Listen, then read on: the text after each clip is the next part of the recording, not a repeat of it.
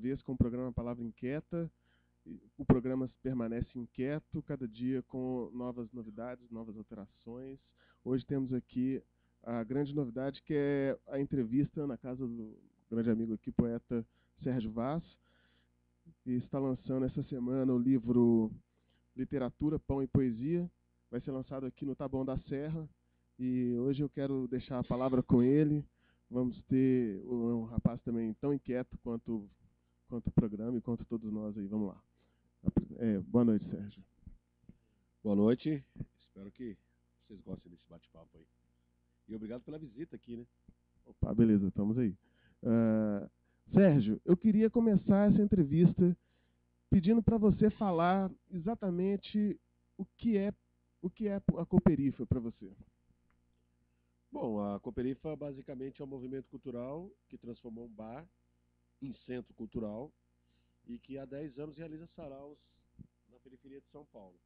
E através desse sarau as pessoas tiveram acesso à literatura, ao incentivo à leitura e transformou toda uma comunidade. Então, acho que a Cooperifa é um movimento cultural que desperta nas pessoas o interesse pela leitura. E é o interesse pela leitura só ou o interesse também pela escrita? A ideia sempre foi incentivar a leitura. É lógico que a gente vai descobrindo pessoas que têm uma certa vertente, uma vocação para escrever, e a gente faz com que as pessoas escrevam, não com a intenção de virarem escritores. A gente sempre trabalhou essa coisa do leitor. A gente trabalha a escrita também. Mas as pessoas, o que é mais importante é que chegaram à leitura através da palavra. Chegaram ao livro através da palavra. Então a palavra é muito mais forte do que a escrita para a gente. E a experiência ela é específica com literatura ou ela tem assim uma linguagem preferida? Como é?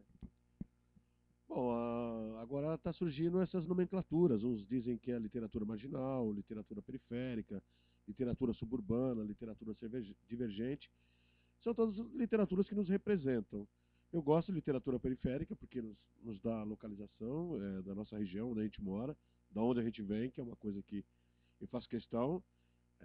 Não me diminui nada quando alguém diz que eu sou um autor da periferia, muito pelo contrário, até porque somos 70% da população é da periferia. Então, se eu pudesse ser um autor da periferia, me parece que seria muito bom. Então, basicamente é isso. Assim como os gregos fazem literatura grega, né, os negros fazem literatura negra, os romanos literatura romana, os periféricos fazem literatura periférica. Não é nem melhor, nem maior. Talvez seja diferente por conta do que pode ter menos crase, menos ponto e vírgula, mas ainda assim é literatura e há de ser respeitada. Bacana. A Cooperifa tem quantos anos? Em outubro completa 10 anos de atividades. Maravilha, longevo. Longa vida. Sarau de poesia na periferia de São Paulo, completando 10 anos, com todas as quartas-feiras ininterruptamente, assim, toda quarta. Nunca faltou uma quarta. Então é uma coisa para ser respeitada, né? Você fala, tem um sarau toda semana, não é isso? Tem o sarau e aí, bom, aí essa coisa de ser respeitada. Como é o clima desse sarau? O que, que você vê que faz com que o sarau tenha uma coisa especial? Bom, primeiro que há o respeito pela palavra, né? O silêncio é uma prece, a poesia é respeitada. E a poesia respeita a comunidade. Então o Sarau da Cooperifa é quando a poesia desce do pedestal e beija os pés da comunidade. Então a literatura lá é tratada sem arrogância, né? Sem reverência. Ela é tratada como todo mundo é tratado. Se precisar comer com a mão, ela come com a mão. Érico Veríssimo come com a mão. Clarice Lispector come com a mão. Entendeu? Jorge Amado chega com os pés descalços, assim como nós. Então a literatura lá não é tratada como Olimpo. Né? Então o Sarau da Cooperifa é uma coisa com a celebração das palavras. A gente vai lá para celebrar a palavra, a amizade, refundar a palavra amizade. A gente vai para comungar a palavra. Então, não é só literatura. Né? A gente vai lá para viver as pessoas. E são as pessoas que leem os livros. Né? Então, a gente vai lá viver a vida através da literatura. Então, é difícil explicar sem a pessoa ir lá, ver 300 pessoas sentadas, reunidas, em torno da palavra, a comunidade. É muito raso o que eu estou falando, perto da emoção que é, né? O Palavra Inquieta pode ir lá dar uma filmadinha no. Oh, maravilha. Então, mais tarde, quem quiser ficar atento, vamos passar uma palhinha do sarau da Cooperifa também. Eu queria fazer mais uma pergunta. Agora você está falando da novidade, de, dos, da poesia é, andar de pé descalço, de comer com a mão, Érico Veríssimo comer com a mão. A sua experiência como escritor, de onde vem? Como ela surgiu? Bom, eu tive a sorte de ter um pai que gosta de literatura, né? Meu pai, a gente sempre foi uma pessoa simples, nunca passamos nenhum tipo de dificuldade, mas vivemos uma vida simples e meu pai, além de tudo, não faltou, nunca faltou comida, nem livros. E meu pai foi um cara que percebeu logo cedo que eu tinha aptidão para leitura, desde cedo eu gosto de ler, e teve a sensibilidade de comprar os livros para mim, infantis, As Fadas, Branca de Neve, Feijão e Sonho. Aí eu passei para os livros infantos juvenis, A Ilha Perdida, A Escaravela do Diabo, até chegar aos clássicos, aos livros que eu sempre li. Então, eu devo toda a minha literatura ao meu pai, eu devo a literatura ao sofrimento, né, porque eu sempre fui uma pessoa muito tímida e os livros é um ótimo esconderijo para as pessoas tímidas, né? Sempre fui muito introvertido, talvez hoje nem tanto, mas na infância eu era muito introvertido. E os livros virou um esconderijo bacana para se estar. E aí onde fui conseguindo vários amigos, vários lugares. Então é uma magia. Para mim sempre foi uma magia. Eu falo que a literatura salvou minha vida, literalmente. E ela salvou mesmo. E salva até hoje, né? Que eu vivo da literatura. Eu li um comentário do Ferrez falando que os seus poemas estarão mais seguros na memória do leitor. Você podia comentar um pouco disso? Eu acho que é por causa da literatura falada, né? Dessa coisa. A gente está falando demais poesia. Eu acho que as pessoas que comandam a literatura nesse país devem muito a gente. A gente está fazendo com que as pessoas leiam poesia em praças, em presídios, em bares, né? Quer dizer, pô, bicho, há de se respeitar isso e há de nos agradecer. Que não tem a generosidade de nos agradecer, mas pelo menos de entender, né? Então é isso, eu acho que é na memória que a gente tem que estar. A palavra ela tem que passar de mão em mão, o livro é caro. Esse país não lê. E quem não lê não é o pobre, é o rico também, é a classe média, ninguém lê. Só quem lê é quem gosta. O livro só é caro para quem gosta. Né? Então, às vezes a pessoa, não lê porque o livro é caro. É mentira. É caro só para quem lê. Então ninguém lê. Mas ainda assim que leve o poema no coração, na boca e recite em qualquer lugar. Isso é maravilhoso. Isso é uma prova que o Brasil, a gente não pode desistir desse país. Ainda vai virar uma nação, né? Você falou sobre isso de estar falando, da poesia falada, e eu estive presente, não estive presente, infelizmente ainda, daqui a pouco estarei, no sarau da Cooperifa, mas eu estava lá em Paraty assistindo a turma da Cooperifa fazendo o seu sarau lá. Era um sarau cheio de energia, cheio de alto astral para fazer, enquanto a poesia, a palavra era celebrada. Você conhece alguma outra experiência que seja assim também? E que você goste? Acontece em vários saraus hoje nessa mesma pegada. Inclusive, lá a gente estava com o Nelson Maca, que faz o sarau bem black em Salvador. Tinha gente do sarau da Duelo da Corrente. Essa energia que a gente precisa. Por isso que quando eu digo que a literatura tem que ser respeitada, mas tem que ser tratada de forma simples, é isso. A gente fazer celebrações, né? Fazer encontros onde a gente não fique paparicando a literatura, né? A gente faça com que ela se torne uma coisa muito bacana, uma coisa cativante.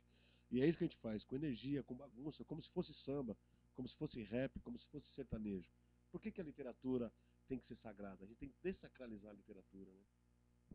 Você falou uma coisa que eu achei curiosa, que foi o seguinte: a, as pessoas que comandam a literatura no Brasil hoje. E, bom, você coloca, aí existe essa expressão, essa aceitação de ser da Cooperifa ser da periferia. Agora, essa periferia, ela é exatamente a periferia da literatura também, ou é só a periferia urbana? Como é isso? Eu acho que a literatura, fisicamente, ela é da periferia ainda. Agora, na emoção, não. Eu acho que é uma literatura igual. As pessoas, hoje, talvez vendam mais livro que algumas pessoas aí, porque as pessoas se colocam na mochila e vão à luta, né? E às vezes aquele cara que está esperando o leitor chegar na livraria, talvez venda menos, porque acontece mais de 50 saraus. E se você lançar seu livro nesses 50 saraus, me parece que ele circula muito mais, né? Eu acho que fisicamente a gente vai estar na periferia sempre, que é o lugar que eu quero estar. Agora, eu acho que emocionalmente não, acho que já estamos no país aí, né? Gostem ou não, né? Já está no mundo. A sua principal. Eu reconheço influências, várias influências importantes, interessantes na sua poesia. Você é capaz de dizer sobre quais? As mais importantes? As mais importantes é Pablo Neruda, né? Ferreira Goulart, Eduardo Alves da Costa, Álvaro Álvares de Farias, Drummond, é lógico. É, eu li os clássicos, eu sou um fã inveterado de Don Quixote e Os Miseráveis, é livro que eu revisito, né, sempre, porque eu me considero também um sonhador.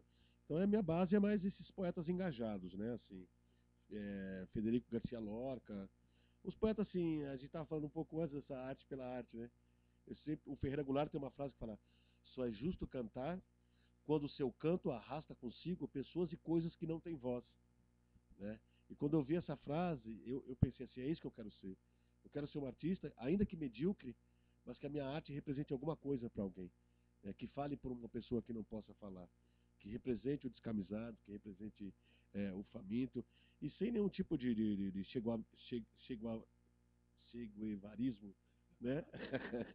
Mas era uma coisa mesmo que eu falava: pô, se eu não fizer isso, eu não quero, entendeu? Não é uma coisa sabe, eu quero ser o Che Guevara, né, o Zumbi dos Palmares, qualquer coisa que o valha. Não, porque eu acho que a arte é isso mesmo. A arte, ela não veio para embalar os adormecidos, ela tem que despertar. Se ela não desperta, não tem graça. Eu acho que o artista, ele é a última linha da sociedade. Quando ele se entrega ou desiste, é porque já não resta mais nada. Então eu não vejo minha poesia fazendo propaganda de miojo, entendeu? Fazendo propaganda de um carro. Talvez eu até possa fazer, mas a minha poesia não foi feita para isso. Então me parece que quando um cantor faz uma música de manhã, às 10 horas da manhã, às 11 vira propaganda de macarrão, ao meio-dia propaganda de carro, depois um jingle político, me parece que isso não é arte. Né? Então isso é uma outra coisa, entretenimento, sei lá o que é, mas não é arte. E eu sou daqueles que sente a dor da arte. Quando você vê um quadro, quando você vê uma fotografia, quando você lê um livro, aquilo te toca, cara. Quando você lê Clarice Lispector, ela te seca a tua alma, tu sai mal, né? Não é uma coisa para alisar ninguém. Então a arte para mim é isso.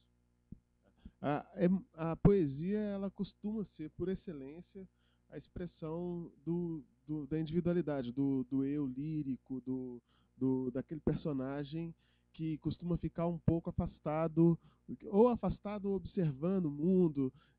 Não é uma coisa fora do mundo contemporâneo você encontrar poetas extremamente centrados no eu. Como você vê isso? Qual que é o seu projeto poético nesse sentido? Bom, na verdade, quando eu falo de mim, eu falo das pessoas que estão ao meu redor. O meu sofrimento é o sofrimento das pessoas com quem eu convivo, que eu sempre convivi. Então, eu sou filho de mãe negra e pai branco, né? Eu tenho as contradições, entendeu? Então, minha poesia sempre lutou contra o racismo, sempre lutou contra as injustiças sociais, assim. Então, eu falo muito de mim no coletivo, né? Porque eu me vejo nas pessoas que sofrem. E eu acho que minha poesia ela vem desse sofrimento. Eu acho que é um sofrimento que não acaba nunca, porque enquanto esse país for desse jeito, é difícil ser feliz. E eu não sou uma pessoa feliz, eu tenho desprezo pela tristeza, é uma outra coisa, entendeu? Não faço questão de que a minha arte deixe ninguém feliz, confortável. Não faço isso, não consigo fazer isso. E eu também não sou um poeta inspirado. Tudo que eu devo à minha dor, ao meu sofrimento. Então, a inspiração, não devo nada a ela. Não sou um poeta inspirado. Não consigo escrever num sítio ao lago, vendo os pássaros cantar. Eu vivo no caos. Eu gosto do caos. Eu gosto da tormenta. Então, assim, admiro as pessoas que têm tempo de escrever sobre a Via Láctea, né? A influência de Saturno sobre Netuno. Que eu acho deve ser legal também, mas eu não consigo. Não sei se por mediocridade, né? Mas não sei, cara. Eu acho que a minha arte eu queria ser lembrado um dia por um cara que esteve presente na humanidade e que colocou o pé na história, o polegar na história, que representou alguma coisa, que fez valer ter dois olhos bons, um bom nariz, uma boca boa, ter uma boa família, uma boa filha. Eu queria que eu fosse lembrado por isso, não porque eu juntei um monte de grana e fui um cara que diverti muitas pessoas assim, entendeu? Eu quero ser lembrado, mesmo em vida, por uma pessoa que faz da arte dele um instrumento, cara, de revolta, de apoio, de solidariedade, quiçá, de momentos alegres. Né? Claro, de sobrevivência também, por que não? Né? Agora uns comentários sobre alguns trechos. Eu recebi uma pergunta de uma moça que mora em Mossoró, Luciana. Ela comentou, me lembra aquele verso seu sobre o coração incendiado. Ah, é necessário o coração em chamas para manter os sonhos aquecidos. Qual é o fogo importante de se acender hoje?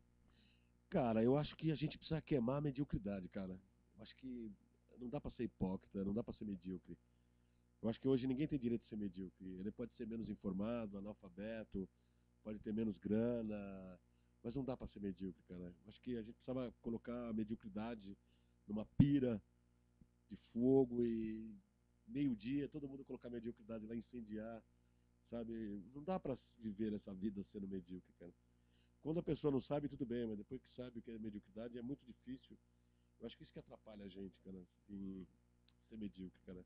E eu escrevi assim, acenda fogueiras. O que me incomoda, eu me incomodo.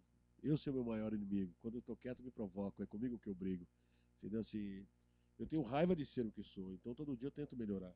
Entendeu? Então, eu acho que a gente precisa pensar um pouco mais sobre isso, né? A culpa é sempre do outro, né? Isso me lembra o outro verso seu, que é aquele. é, na maioria, eu queria ter amado mais Pessoas que conheciam, que fingi conhecer. Porém, na maioria das vezes eu também não me conhecia, né? Que é um trecho do porém, né? É, que fala também, né? É, é, bom, agora minha memória não é muito boa, mas que fala que ferir as pessoas, né? A gente está sempre ferindo as pessoas e ferindo a si mesmo e que não usa blindados no coração, assim. Eu acho que é isso, eu acho que é uma coisa assim de buscar a felicidade todo dia, mas não é essa felicidade de shopping centers, tá entendendo? Assim, não essa felicidade que vem junto da calça, que vem junto do colar, que vem junto do relógio caro. Buscar um outro tipo de felicidade, ter essas coisas, mas como simples objetos, não adoração. E eu sou de uma geração que adora um Deus chamado trabalho. Então eu trabalho 18 horas por dia, porque essa é a minha felicidade, estar ativamente trabalhando para isso. Você pode falar um poema para nós? Revolucionário é todo aquele que quer mudar o mundo e tem a coragem de começar por si mesmo. É o meu mantra. Tem, eu reconheci em alguns dos seus poemas, acho que já estamos meio que terminando já, porque hoje vai ser um pouco mais curto. O Sérgio também está na correria. Nós estamos na correria, vai ter daqui a pouco o sarau da Cooperifa. Tem mais gente lá na Cooperifa esperando para entrevistá-lo. Mas eu observei algumas coisas que eu acho interessante, que é o seguinte: existe uma linha um pouco, vamos dizer, que provoca aquela sensação da infância, da criança que existe em cada pessoa. E existe uma outra linha que é o retrato, principalmente nesse livro, Colecionador de Pedras, né? Que é o retrato de uma sociedade desigual e repleta de paradoxalidades, né? Co- Como é que, porque, é, como isso vem para você? Como que é essa? Bom, eu escrevo para me vingar do passado, certo? Eu escrevo para homenagear pessoas com quem eu conheci e não tive oportunidade de dizer o quanto eu gostava delas. São personagens que sempre permearam a minha infância, né? E a minha infância, ao mesmo tempo que foi dura, também alegre. E é uma das coisas que é legal da infância é que você só descobre que sofre quando você vira adulto, né? Porque a criança não sabe que sofre, de tão mágico que é a infância, só descobre depois de adulto. Então eu quis homenagear essas pessoas, escrever sobre isso, sobre essas pessoas, sobre a minha infância. Eu queria falar sobre o carrinho de rolemã, de como era bacana esse tempo. E deve ser bacana também esse tempo para quem é criança, como eu não sou, então eu lembro, né, a melhor época que a gente vive. Então eu quis presentear o meu cotidiano, o meu passado, representar essas pessoas que eu vivi, foram muito importantes. Pessoas simples que além do SIC e RG quase nunca são lembradas e nenhum tipo de homenagem. É isso, minha literatura basicamente é isso. E você poderia dar um recado, pode ser em forma de poema, para o jovem escritor que está afinzaço de lançar o primeiro livro? Pô, primeiro que eu acho que, cara, tem que gostar de ler, né, cara? Pô, eu tenho visto muita gente assim que gosta de escrever e não gosta de ler, cara. É como se você gostar de futebol, de jogar futebol e não gostar de assistir um bom jogo, né? Eu acho que o princípio é escrever gostando do que faz. Outra, ter humildade para escrever, porque às vezes a palavra mais simples eu acho que é a melhor, né? E às vezes eu acho que às vezes a pessoa escritora acha que é empolar a palavra, né? E talvez esqueça o conteúdo. Eu acho que é uma arte como outra qualquer. Eu não acho que o escritor é uma pessoa sagrada. Eu acho que ele é um cara, é um Zé Mané como qualquer outro cara, que tem defeitos, que tudo. Não gosto eu não gosto nem muito de escritores, cara. Assim, eu gosto de andar mais com os músicos, andar mais com o pessoal do hip hop, o pessoal do samba, do que propriamente escritor. O escritor, não sei porquê, é um cara que se coloca sempre maior, né? Me parece que por ele criar, ele se considera alguma coisa parecida. E perder essa arrogância, cara, essa coisa para escrever, né? Procurar um estilo, que eu acho que é o mais difícil, ter um estilo. E a gente tem que entender, assim, alguém sempre gosta do que a gente escreve. Né? Assim, antigamente eu queria escrever como o Pablo Neruda e eu nunca escrevi porque jamais eu poderia escrever. E eu passei muito tempo querendo escrever bem sem saber ser simples, né? E aí um dia eu falei assim, puxa, eu sou um mau poeta, cara, eu vou fazer mal poesia, né? Assim, pensei sempre comigo, foi onde eu descobri meu estilo. Eu descobri que eu sou um mau poeta em crescimento, né? Então isso me deu muita força, né? Assim, a gente ler os outros caras e entender que aquele cara, ele respeitar aquele cara, não ser ele. Não sei se eu estou me expressando bem.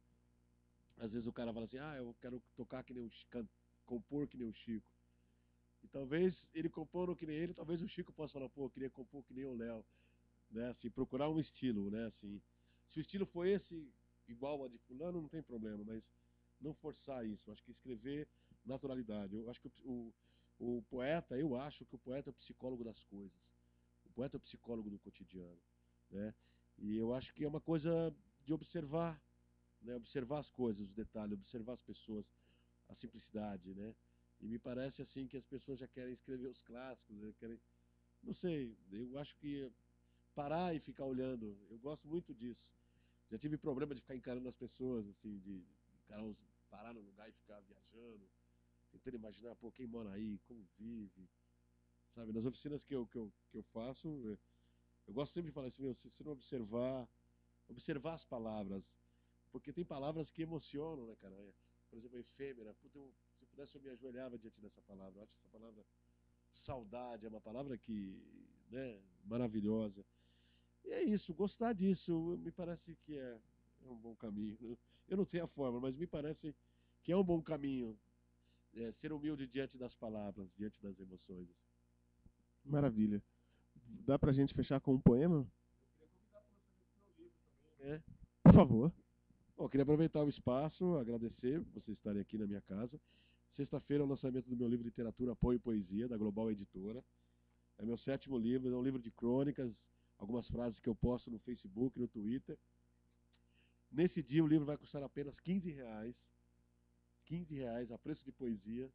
Então eu queria convidar todo mundo, vai acontecer no Semur, aqui no centro de Taboão da Serra, Rua Praça Nicola Vivileccio, 165, centro. É isso, tamo junto. A vingança tem seu lado bom se usada como convém. Por exemplo, se alguém disser que te ama, vingue-se dele, ame-o também. É isso. Beleza. Sexta-feira, todo mundo de São Paulo baixando aqui no Taboão da Serra.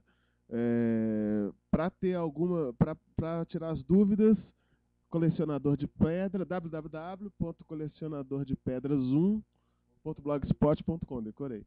É isso aí. Obrigado a todos, boa noite.